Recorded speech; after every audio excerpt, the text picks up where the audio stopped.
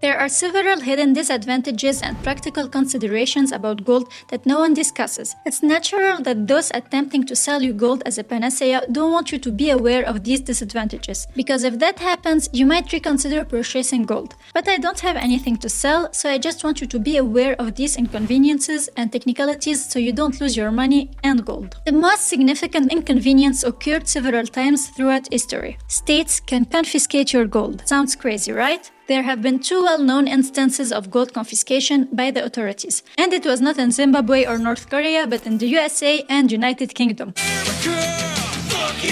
Due to the worsening of the US Depression in 1933, President Roosevelt's administration issued an executive order limiting gold ownership. Americans were forced to surrender their gold or face retaliation. It was only in 1974 that the confiscation order was repealed by President Gerald Ford.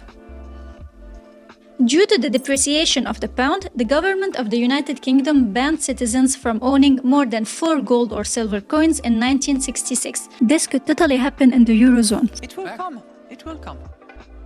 In due course. Yeah. One of the most important lessons learned from this confiscation is that when buying gold, you should try to remain anonymous.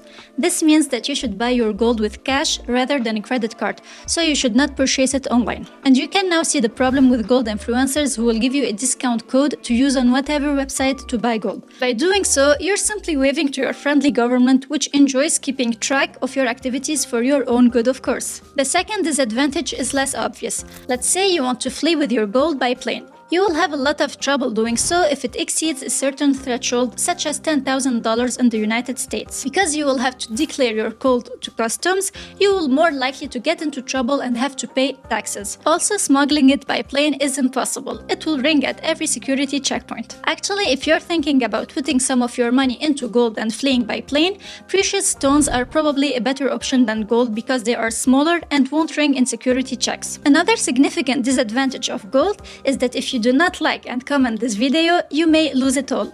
You don't want to take that chance, do you? Don't forget to click the subscribe button. If you are new here, welcome. We are a community of realist investors who hope for the best while bracing for the worst. The third annoyance has to do with where you keep your gold. A common place to keep gold is in a safe at home. However, and this is a big but, standard home...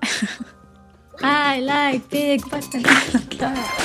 A common place to keep gold is in a safe at home. However, and this is a big but, standard home insurance policies will not cover the amount of gold you have at your home. Typically, insurance policies will cover goods and objects in your home to a significant extent. However, if you look at the various clauses, you will notice that they don't cover currencies as well as other objects. And by currencies, they mean anything that can be used as money, such as cash in various currencies, as well as gold and silver. In my case, my standard policy covers electronic items, jewelry, food, and other valuable up to $50,000. However, the insurance only covers $5,000 in currencies. This is ridiculous, and I have yet to come across a good home insurance policy that covers a larger sum of currencies. You could use a safe in a specialized company or a bank as an alternative to keeping your gold at home. But here is another disadvantage. You should avoid depositing your gold in a safe that isn't easily accessible, especially if it's abroad. Why?